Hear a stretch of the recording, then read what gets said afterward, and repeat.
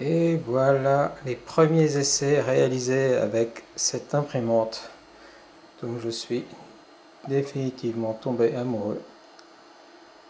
C'est absolument fantastique ce qu'elle arrive à faire. Alors ici, je vais vous montrer quelques exemples et puis quelques petites choses au niveau d'interface. Alors sur la carte mémoire, vous avez entre autres cette vis. Comme on peut voir, la qualité d'impression est vraiment remarquable. Ça glisse tout seul. L'écrou est imprimé à côté de la vis, pour ceux qui se posent la question. Il n'est pas imprimé sur la vis.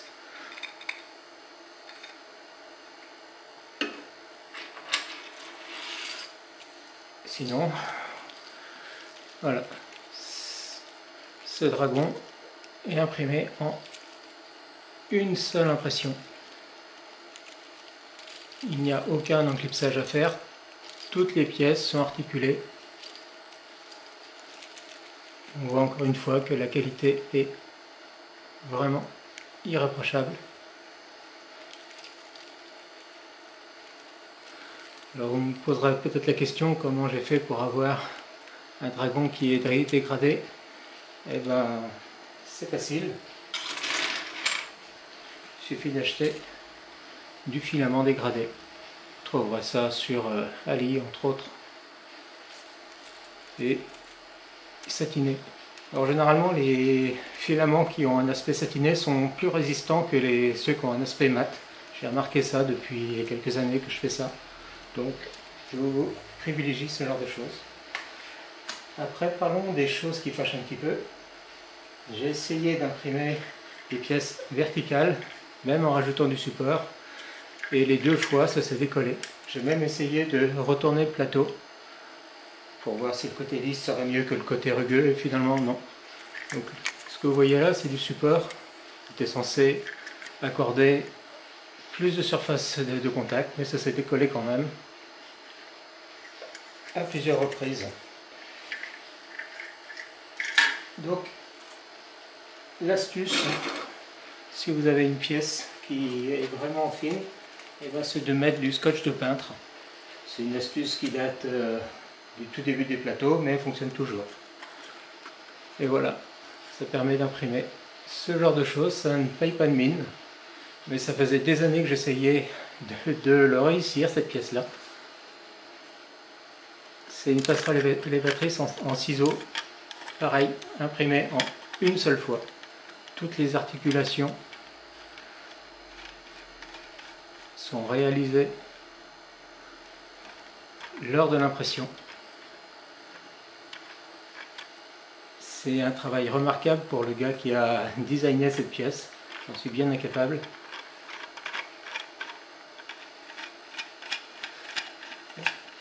Et franchement, je suis hyper satisfait de cette imprimante, car mes 4 autres imprimantes n'ont jamais réussi à me donner la pièce qui se décalait. Et généralement, il y avait trop de bavures, trop d'imperfections pour que tout glisse parfaitement, alors que là, ça glisse parfaitement.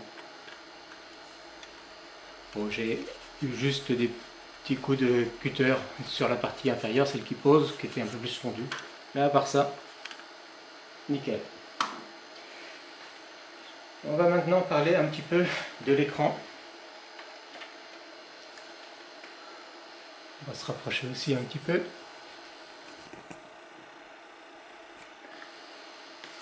Alors ça, c'est un très beau écran tactile équipé de 3 ports USB, un pour lui-même qui est branché à l'imprimante, un pour par exemple une clé USB. Alors, comme je le disais dans ma première vidéo, moi j'ai pas reçu la clé USB officielle, donc j'en ai utilisé une autre et j'ai téléchargé sur le site FLSun les fichiers d'exemple qui sont fournis naturellement avec FLSun. Et puis ici j'ai branché une ancienne webcam USB qui traînait dans mes placards et ça fonctionne. Si je vais sur la page internet sur le PC ou sur mon smartphone, j'ai accès à la webcam. Je vous montrerai ça. Voilà l'écran d'impression. Alors, la première chose que vous aurez à faire, c'est aller dans configuration et déjà mettre en français si ça vous intéresse. Ici, langue. Vous allez pouvoir niveler le plateau. Alors pour niveler le plateau, vous allez brancher le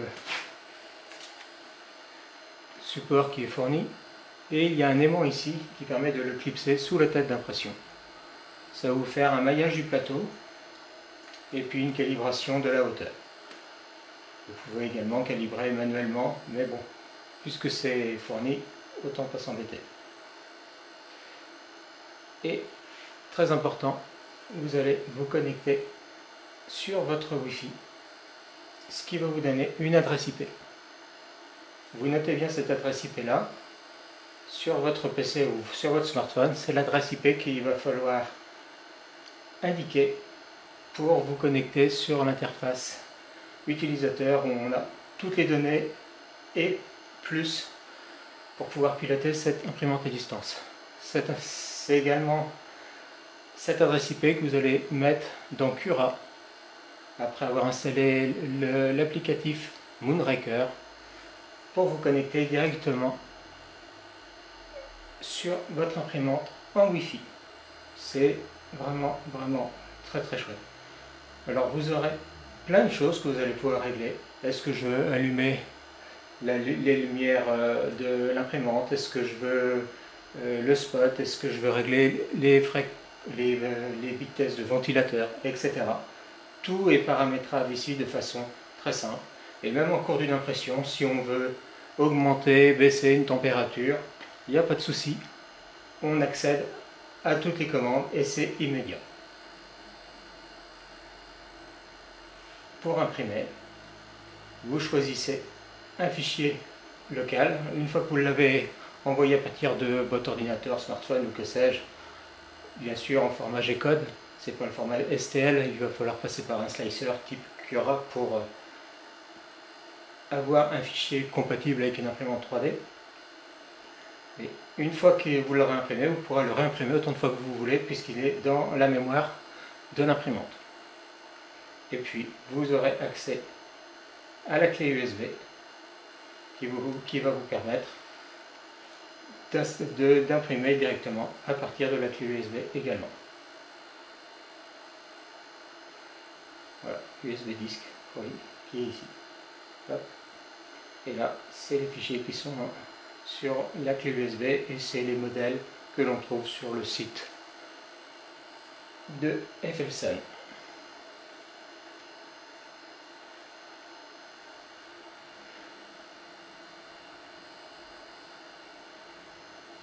Voilà, on peut régler la température. Enfin voilà, toutes les fonctions sont vraiment très faciles.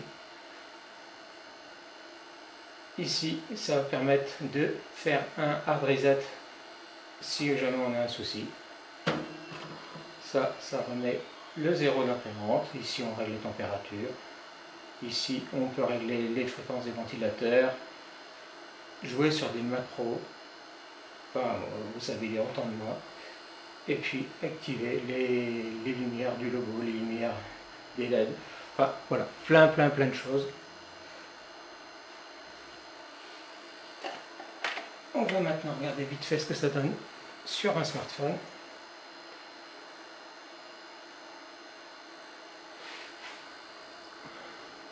Alors ça c'est sur iOS, mais ce sera la même chose sur Android ou sur Windows.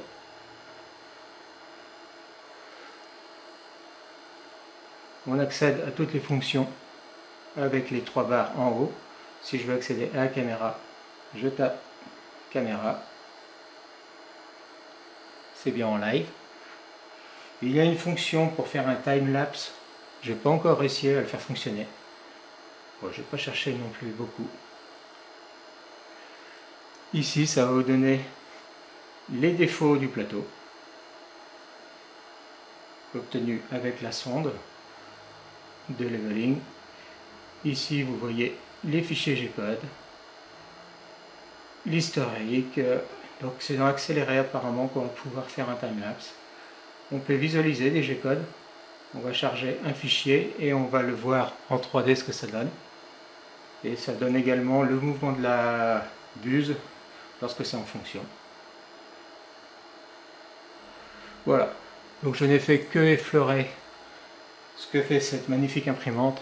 Mais franchement, c'est une tuerie. C'est vraiment un produit professionnel à un prix suffisamment raisonnable pour que n'importe quel particulier puisse le payer. Allez, ciao!